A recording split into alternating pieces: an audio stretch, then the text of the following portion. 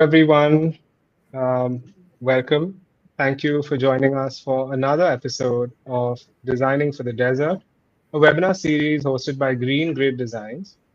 This series is our platform to explore the unique challenges and opportunities of designing in arid, high performance environments like the UAE and the Greater Middle East.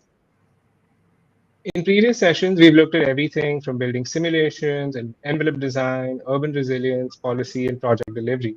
Today, we take a step back to focus not just on performance, but on place. Because designing for the desert isn't just a technical exercise, it's also cultural, contextual, and deeply human. I'm incredibly pleased to welcome today's speaker, Woohyun Chris Cho. Chris is a licensed architect in New York with over 2 decades of global experience, leading landmark projects across the US, South Korea, India, Saudi Arabia, Dubai, and beyond. What sets Chris apart is his philosophy of context driven design, a belief that every project must listen to its environment, culture, and community before offering a form. He has led diverse teams and projects in places as varied as Vietnam, Finland, Peru, and Mongolia, always grounding design in local narratives and environmental nuance. In today's session, titled Designing with Place, Context Driven Architecture and Arid Landscapes, Chris will share how we can uncover meaning, integrate culture, and create emotionally resonant, sustainable spaces, even in the harshest climates. Whether you're an architect, planner, designer, or student, this is a conversation that goes beyond tools and systems and speaks to the why behind what we build. So, with that, let's begin. Please join me in welcoming Wu Yan Cho. Thank you. Thank you.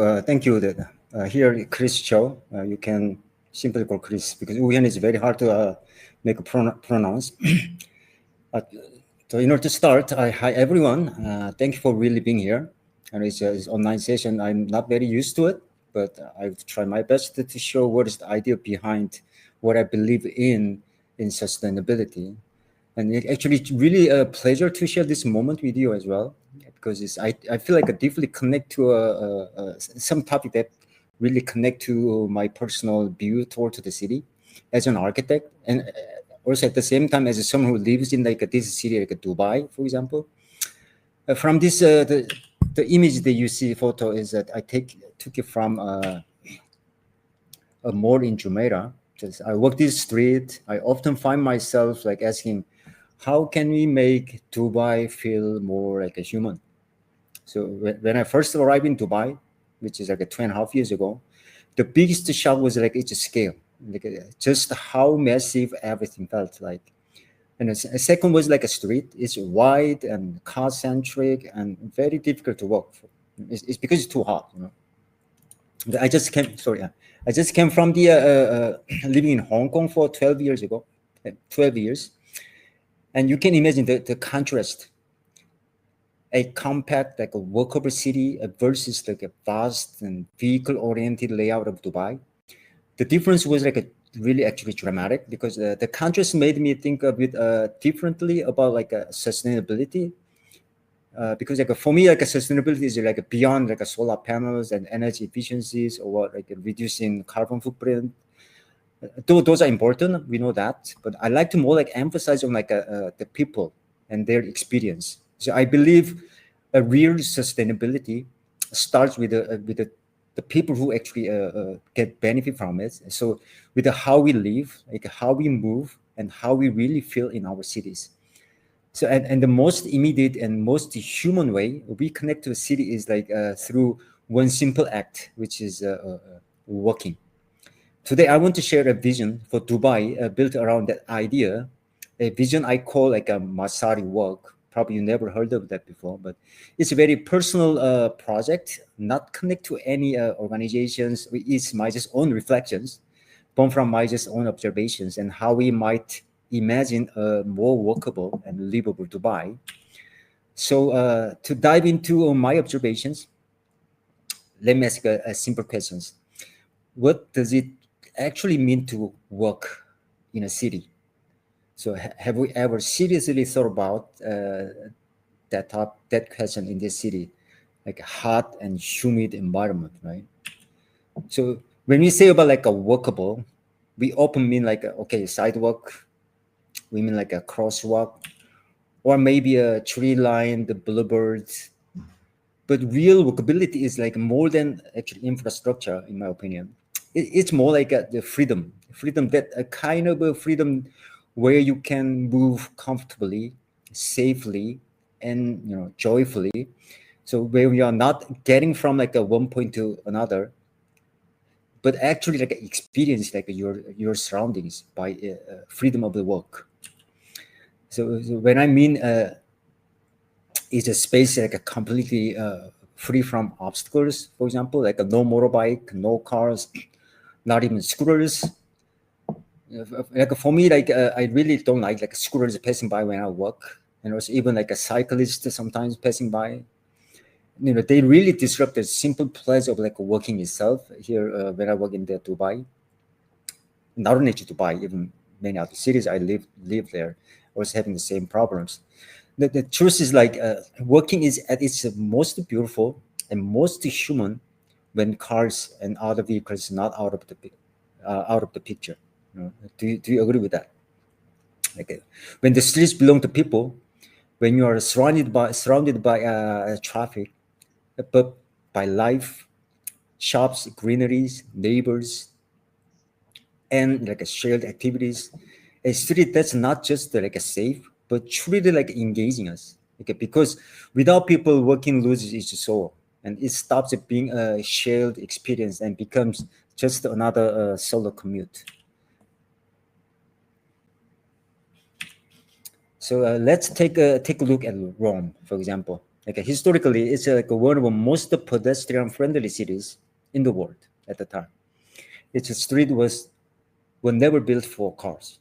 They were shaped by footsteps, narrow alleys, like a soft curves, like a cozy plazas, and the scale, the rhythm, and the textures, everything made for walking, talking, and pausing. That's why even today those parts of Rome feel like intimate and alive. But when cars introduced and things have been changed, cars have crept in, and then scooters, delivery vans, and like home of engines. And now working in Rome isn't like just a charming, and it's become like more like a strategic, because you need to like dodge traffic and listen for motors and squeeze like a past the parked vehicles. And intimacy is still there for sure, but it's quite there's a tension as well. So you are sharing streets with those kind of machines that are not supposed to be there, right? So even like Barcelona, I think also have the same issues. Like many other big cities, it was overwhelmed by traffic, too many cars, and too much noise. It dangers the streets, and of course, because of that, unhealthy air. And people were like feeling it, and walking wasn't pleasant, and also kids couldn't play outside, and neighborhoods were also losing like their sense of life. Those are like the reasons that we all know about, because the city wasn't designed for cars, in the first place, for those the Rome and this Barcelona, and but cars were like all over the places because of the modern development. So we face these issues from our daily life, and in many cases. So the city decided to act. For the case of Barcelona, change something. So in 2016 they introduced Superblock. The idea was very simple and also very powerful. Take this like a nine. Sorry, I'm trying to use laser pointers.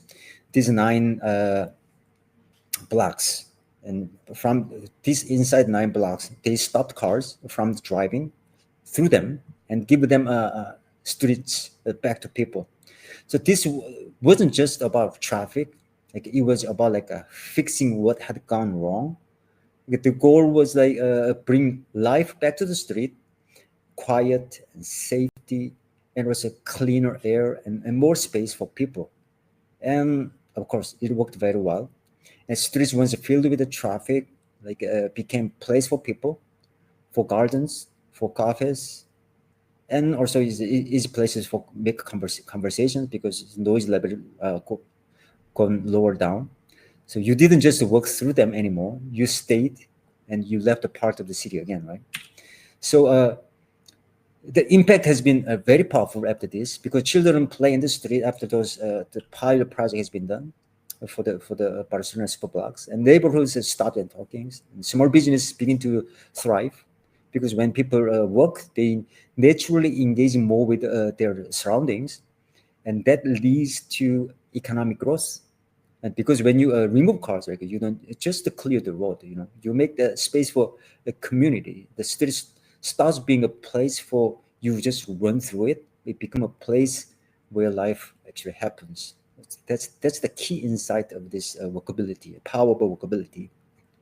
So when you look at this, what about like Dubai, right? The city has grown very rapidly, and in many ways, it's grown beautifully. It's ambitious, bold, futuristic. But when it comes to workability, we know that what is the challenges. And start with like obvious things: the heat. The climate here isn't just warm; it can be brutal. For more than half of the year, like stepping outside, it doesn't feel like a stroll. It feels like a challenge. The sun reflects off from the glass tower, from the pavement, and sidewalk holds like a radiated heat, like a stove tops. And shade actually is very hard to find a shade, because they don't normally employ like a canopy design much for the building design. So of course, so we had to stay in a car, and it's not just a habit; it's like a survival. It's like the most comfortable, practical choice we have is like just staying inside a car, drive through the destination you go to, wherever there is the possible indoor spaces with the air conditioning. That's the place we actually go. So, but here's things like that dependence comes with a cost, because we see that every day there's a traffic congestions, long commute. It takes hours to reach to a home, even if it's a distance around 10 minutes. Pressure on road systems, and it's only getting more intense. We know that this isn't just like a Dubai issue at all. This happened like even New York. There is a traffic jam as well, even other big cities. But taking like for example in New York, there is a one side traffic jam, as we know that there is a problem, but people still walk, not because it's peaceful, but because like a public transport is a very reliable, and working is a very simply more efficient for those cases. So people actually enjoy the working environment over there, like even Hong Kong. Same, metro system is so dense and so integrated, so people rarely need car. So working becomes the way you get from one part of the system to the next. And even summer humidity is still bearable, because there is a enough transportation systems that you can actually use it indoors as indoor spaces. And London has made also a major investment in public transport and pedestrian-friendly zones, and transforming many of its street into places where working wasn't just possible, but it's now is making like a more enjoyable through development.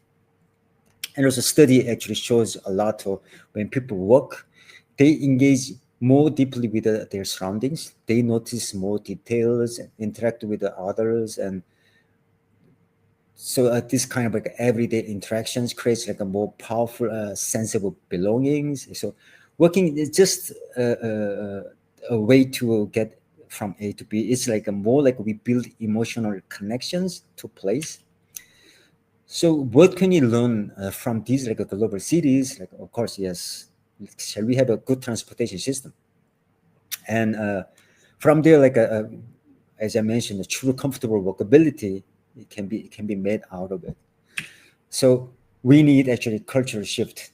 I'm just proposing the ideas how we can bring these kind of ideas to make it workable only for people, and even in Dubai. How can we make it working is just not like a feasible choices, but it's like a joy and it's something that pleasant that we want to take it on. And in order to make those a cultural shift, I'll just say we had to stop asking like how to work better with cars. Rather we need to ask how do we make working a normal, like a pleasant part of life, right? So because when working becomes normalized, when it's convenient and comfortable and even delightful, everything else begins like to change. Like public health improves, emission drops, local economies get boosted, and people get feel more like connected to the city and to each other. That's what I believe like a real sustainability.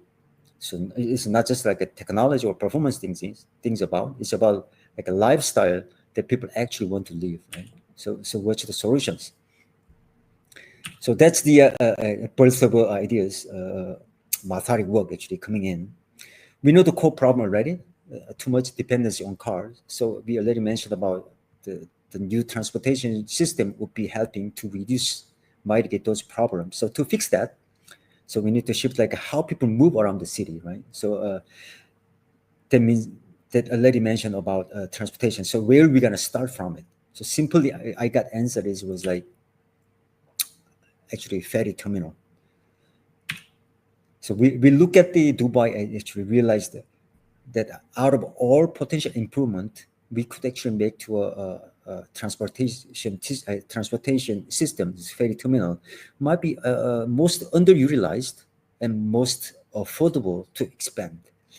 Like unlike new metro lines or a massive road expansion, like enhancing like a ferry system doesn't require like a digging through the cities or overhauling major infrastructure.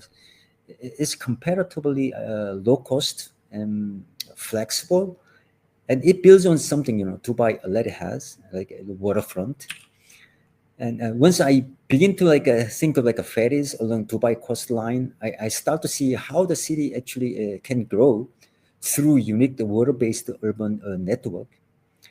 The ferry routes shown here actually just purely my speculative ideas, just a starting point. But what matters is this: like the ferries, from ferries to work, and they must be easy to access.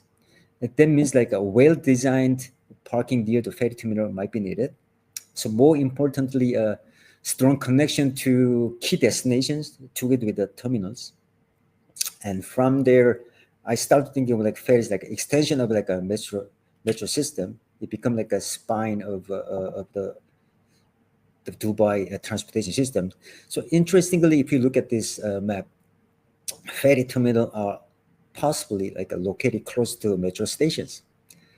So there's a clear opportunity here, like a link land and the sea, like creating a seamless or a multimodal network for Dubai, by simply connecting them. But of course, notable links is like existing at the moment. But even if so, like considering extreme heat during summer, and there is no easy way walk through these terminals and stations naturally and comfortably between them. And when you step out like at the sun, especially after like getting off from the metro stations, especially during summer, it's unbearably hot. Walking through 100 meters, like even kilometers, it's like impossible to walk. That challenge is exactly where the idea for Masari work was born. Actually, solution was not just for mobility, but for like a comfort and connection in everyday life, right? So, and it's like a straightforward, like a stretch about like 2 kilometers. So from the like a metro station to the ferry terminal, once we try to connect them, right, I'm just trying to show another one is the comparisons. The Dubai Mall has like a linkages, bridges, is indoor spaces, which is around close to 900 meters. And I imagine, right, with the 2 kilometers of the stretches, I imagine the placing of like a public park every 500 meters, for example, like a consistent rhythm across the entire these linkages become like a core principle of urban planning. Like this park is not just like a green spaces. Each one would be carefully designed as a social anchor, at a place like they bring daily life together. Imagine like every neighborhood having a park close enough to reach on foot within minutes. Like a 500 meters is like a 5 to 10 minutes walk. Like a space not just for nature, but for like a connection for more in the morning to work, like a casual meetup and children playing around and the student performance even happening, and also sitting quietly under trees. So in this vision, parks become like a part of a city's pulse, designed intentionally to shape how people live, move, and feel every day. So this park could be serving as a small hub where shopping areas, cafes, and community activities naturally gather and come alive. And this Masao as an entire whole, integral part of urban like a fabric, would act as like a real spine connecting all those public spaces, nearby neighborhood and apartment, local shops and social venues. It's not become just a path anymore. It's just a living network that ties community together. That's what I feel like it's a strong part of this indoor air conditioning, the bridges to generate the continuous, the livable spaces to connect the people to people.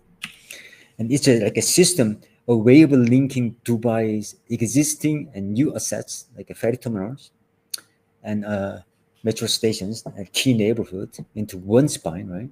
Like a human scale network. And it shall be, of course, elevated in order to avoid any traffic conflictions and shaded and then comfortable pedestrian bridges. And these are not ordinary overpasses. They are designed for people. And Masari work it isn't meant to replace existing road. It offers like a parallel visions.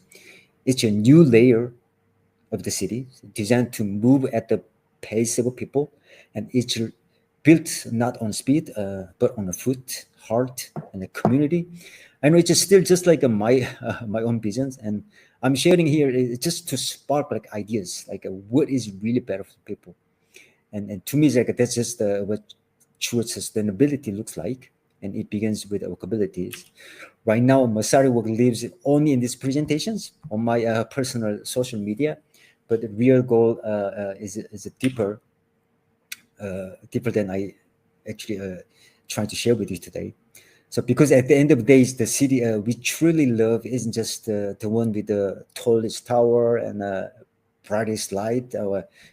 Actually, the one where we can walk to dinner, where we bump into a friend, where we pause under a tree, where our children can run ahead without fear.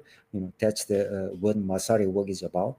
So that's what really sustainability looks like, not just the surviving the future, but loving it. There's still a lot more to explore in this idea. Today, I only shared a glimpse of what's possible, and I hope there will be another chance to share more. And if you're curious more about what comes next, I'll be continuing this story on my YouTube channel, Design Beyond Form, which is just set it up just a week ago. And I hope you will enjoy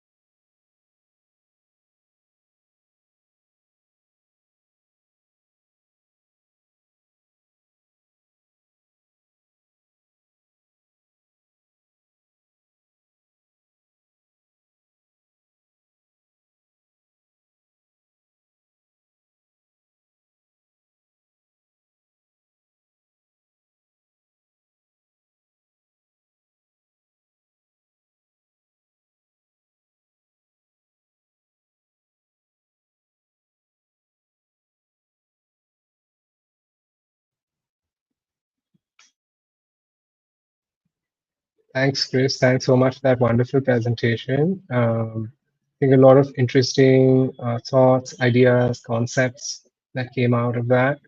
And it's really amazing to see the kind of uh, nuance and detail with which you've also gone into thinking about these spaces, and also how that links up to how spaces have a potential to bring people together, create that fabric that you were talking about, and make spending time outside, walking more enjoyable for the community and also profitable for small businesses, and overall being a beneficial spine for the whole city. So there were a lot of interesting things that came up, and I'd like to talk about or ask you questions about some of them. So um, it was really interesting to also see the Masari walk, which I thought was very interesting. Um, so my first question is, when you're talking about the Masari War, and the concept is beautiful, how did that idea take shape, and what kind of urban rhythm do you envision along this walk? The different kinds of activities which you were talking about briefly.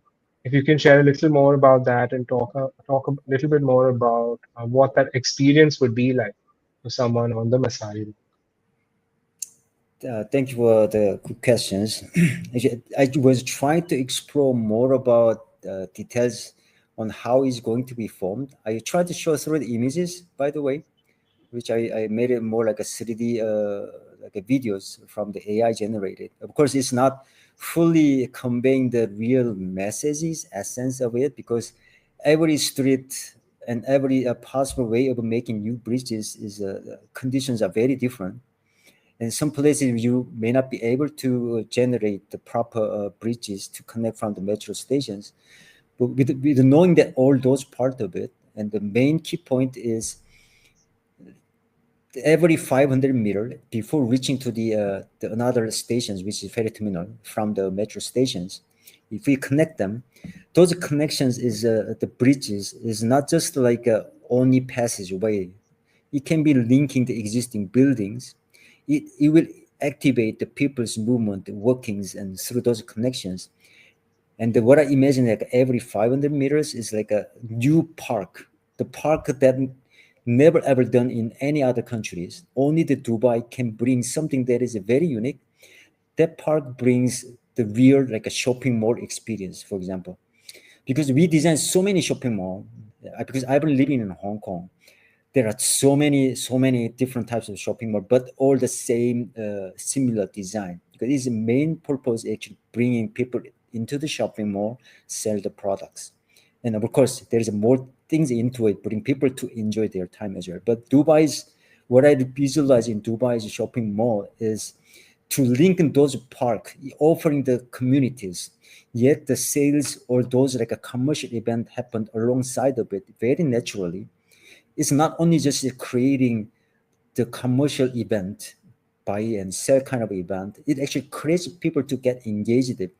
Only this the new cultural shift can happen, which brings, as I mentioned about earlier, about when you work you remember.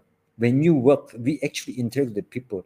Those memories is built in us for us like to remember. This is a what is we feel sense of belonging. That creates unique sensible characteristic of a soul of a Dubai that would may even increase more people from the other world, other countries, even to visit the Dubai, even to experience what is really happening. Dubai is this new ideas that generating, bringing people to this community. So that kind of ideas actually I have like a visions that I just thinking new shopping mall, new park system, new workway that brings characteristics of a new Dubai. So I hope this answers your question, by the way, because Yes, definitely, definitely. So Um, another aspect from this, the idea of the Masari walk, and also the other idea of what you talked about, which was, that there is a culture shift that one yeah, would require in order for this to happen. So, culture shifts, behavioral shifts, these are things that are extremely difficult, as we know, to, happen, and they happen over a long period of time. yes, correct. While these are imaginations for the future, and we absolutely do like these kinds of changes or possible scenarios where things can be so much better or things could be improved. What are the things that you feel could actually contribute to creating the cultural shift? Like whether it's from the government, whether it's from the people, because we Yeah, also know it's a mixed bunch of people, right? Especially in Dubai, we have so many different cultures living together, coming yeah, with their own experiences from all over the world. And how would a culture shift? How would we enable that, or how would you envision that happening? Where in the same place, people are also sharing about new cultures, different cultures, and coming with so many different reference points, right? And of course, we are also creating a new culture with the new people, with so many different people. but shifting that culture towards something, or maybe aligning those cultures towards something new. How do you kind of imagine the moving parts for that, and how could that actually happen? It's quite deep, profound questions. May not be easy for me to answer quickly. If you looking at those vocability, right? The first thing I mentioned is about experience, and also actually before that, more fundamental is the people. The Hmm. people we engage here in the Dubai, most of the people are expats. Everyone is come from Hmm. the other countries, and the culture we generate as an architect, as a urban planners, for example, we design things something that is efficient and also livable. Some places that we can actually try to bring communities to uplift their life to be more happier, right? Because we are same human being, we have the same goal of our life to make us actually being living in a happy and good places for us to be feeling how to say, I'm gonna say happy again, by the way. It's a for us make it being happy, it means getting us for us a feel of we are actually belong to this city, right? There's a sense of belonging which comes into that together. So once we focus on people itself, once we design something, the community in mind. For example, it's not like something that normally many development happens, like a gentrifications, for example. We build something new master planning and build for something, but very expensive. It kicks the local people away from the locations. But this workability, the main idea is the reason it's a masara behind the scene is about. I'm trying to create something. Not me, by the way. I'm trying to share the ideas that everyone who actually need to use public transportation, probably normally like underprivileged people, for example, right? But we bring this Hmm. public transportations build a better, means we bring including people who actually need more help, as well as we uplifting the businesses who actually have more than those people who in need. So this inclusivity is bring all those rich and poor together. That's actually basis of these ideas. By bringing those people together, we expect poor people not respect, looking toward the people who's rich. One day I will be rich. They setting up the new goal. The people who has too much, they can see the people who are poor to help them, how they can actually engage with them to make a better community together. So that kind of basis of a mindset actually built into this like a workability areas, because it's not more like a segregating it from the youth development, but it's like a built in on top of existing to bring those like interacting all those different works of life interacting together, enjoy the life of together. So that's just the basis of those. What I if I say if, those are your questions to answer for it, that is the cultural shift already built into that development. That's my fundamental ideas behind the scene. Fantastic, fantastic. So essentially, the idea of inclusivity is Yes. something that you're saying is also linked to making a city more walkable, Yeah. right? Correct. There's a direct link over there. There's a direct kind of understanding. And Yeah. of course, it doesn't make it easy in a city that has such a harsh climate for half the year. Yeah. And so, kind of looking at both these aspects under the umbrella of the climate itself, but also trying to kind of find middle ground, places where people can freely access and where it's not necessarily as commercial as a mall, is kind of how you're envisioning something that could, help and benefit the city, Yeah. right?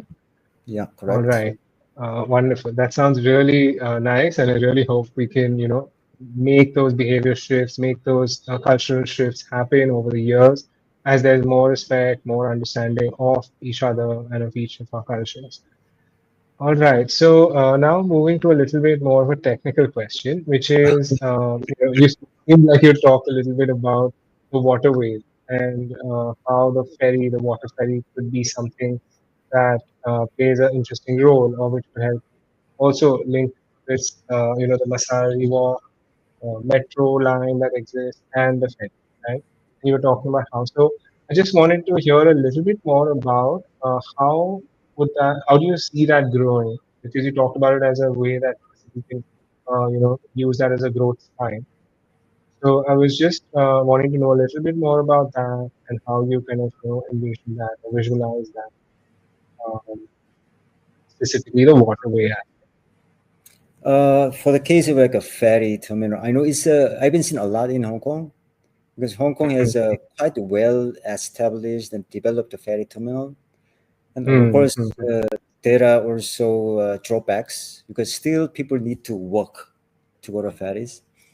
Because Dubai's water is more like the one like a how to say, the land is more like a one linear line rather than like a Hong Kong. Hong Kong is like an island. You can actually just cross over to the land by just one directions. But Dubai mm, case you need to like a turn around and not more like a arch shape of the travel.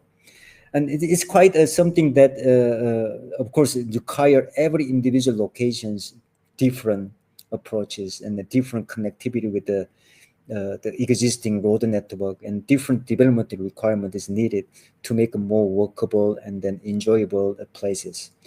And it really requires like city planners and the city authorities and the big plan for the future if this is really things that they are actually trying to invest for it or not.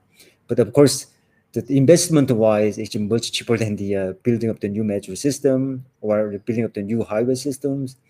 I believe this is what I thought of a way of to improve it. By the way, yes, yes, it's mm, still so many things need to check location by location, which I really cannot tell at the moment. I really want to explore, specifically picking like a one locations and seeing like a mm. architecture how it can be developed it and how actually can link to a metro station and along the bridges how really like interact with the existing road system. Once I really make like a pilot project like a Barcelona super lab, if we make one like a simple design solution out of it, then I can maybe visualize better to discuss this in detail. Okay, okay, all right. And yes, I think that speaks also to the process of, taking one thing, going really deep into it, understanding all the different aspects, the different Yeah. nuances to inform what could really come about. Okay, so you talked about Hong Kong and you talked about Dubai and kind of some similarities there with the way buildings are coming up. And over there, I wanted to ask you, when cities look for something iconic, right? And we know that Dubai is definitely one of those cities which is looking to have iconic, Yeah. create more iconic buildings, right? So, in all of this, what is the one value you think that cities might be overlooking in the race to become an iconic building or an iconic city, right? What do you think? Something gets left out, something's overlooked in terms of the values that we take up while trying to be iconic. So it's just something a bit different from my topic, right? Right, uh, right. yeah.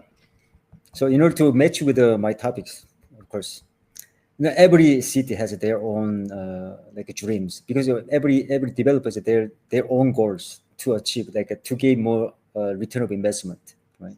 Everything comes to the at the end, how much I can spend and how much I can take it back, because those commercial purpose actually driving city to grow. And Dubai also is part of the city that actually having that development out of those kind of investment and then take the money back from it. So even small developers, they try to establish more here because when they invest, like for example, they invest 10, they can actually take back, for example, 15. So there is almost 50% of like income they can get it out of development itself, because so many people love to come to Dubai. Even myself, actually, I like personally quite liked Dubai's how actually city grows, how this develops very well for the people compared to other, I believe, Middle East region. And development itself, when you look at, just if I go a little bit of detail, one thing I particularly think is like we know that those development is crucial, but if we turn a little bit eyes onto more to the people, you can actually get a more return. That's what I would say, because even very famous building, for example, I go like a some of a building I mentioned in my book, very beautiful from the distance, but when you close to the very close to the buildings, you cannot actually attach to yourself to the ground floor environment. Most of the case is like there is the valley parking, guys. You need to go to car and bring your car, but it's not even easy to have a casual parking to get off from your car and then and engage with the place. Somewhere like you're blocked off by the approaches, which I felt like a building shouldn't be like that unless it is really like a governmental building, like something not serving people but to show up like all the days. But nowadays, even government building is like a more like bringing people in. Of course, a commercial building should bring people more in easily. And in that sense, like other the countries, Dubai also having some about those new development, missing the point how they can actually bring people more in the community, how make it more inclusively develop the ground floor levels to interact with the engagement. And some of the cases actually I explained in my book as well, but I don't want to go too much deep because it's going to take too much time. But that's just my point, that Dubai's new development hopefully bring more inclusive ideas, bring people into their development together, not just the focus on like the upper level beautifully, but focus on the beautiful engagement to bring more people in.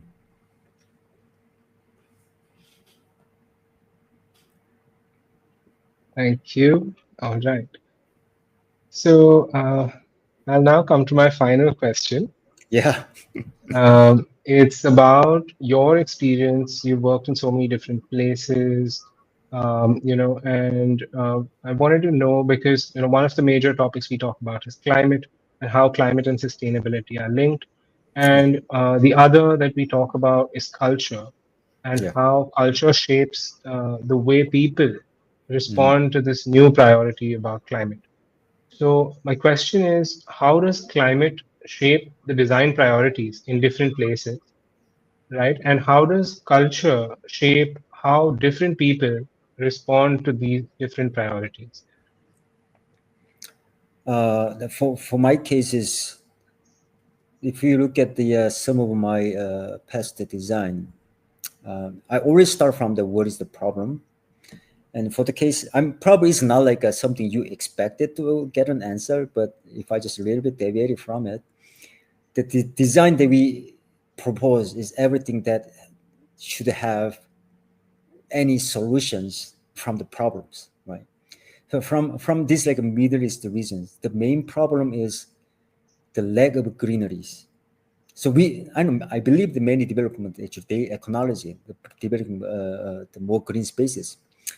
But I know it's not probably a direct answer to like a climate issue at all, but this will really answering to the sustainability for the people, which eventually the helping the carbon footprint, reduce emissions, and we eventually getting all those the benefits to the climate issues. But regardless of that, bringing more greeneries, for example, this is the part of like a solution to the design. And by doing it, I believe this workability can even together with the enhanced and the lifestyle of only looking for like a nighttime cultures also can be improved, because this green with the together with the let's say like a shading spaces for people to actually get engaged outdoor space during daytime rather than only like staying late and then get fat and then get diseases like diabetes because they eat too late and they just sleep right away. And those kind of habitual things that we can actually change it by designing it right, by improving green space, more green spaces, not just green, together with the proper shading spaces. By solving those kind of the main issues through the design, I believe it also possibly helping the one you mentioned about the climate issues, even if it's a glimpse of ideas to help on it. Wonderful. I think that's a fantastic answer. Thank you. Um, Thank you. So, if there's any last message you'd like to leave for the younger audience, people who are kind of just starting out, deciding what they want to do, how they want to get into, climate, um, one short line just to say, just a kind of a one-liner for the younger audience Young audience, who are yet okay. to decide what to do. Yes. Uh, as I mentioned actually earlier before about the design is about like giving like a solutions from the problems. So for younger audience, I would say you need to be able to find what is real problems when you design. If you cannot find the Mm, problems, means you cannot actually provide any design. So build the ability to find the problems that you see from the place you're going to design. Then find the solutions that become a good design. superb. Thank you so much, Chris, for that incredibly insightful and heartfelt session. You reminded us that walkability isn't just about infrastructure, it's about Yeah. culture, emotion, and belonging.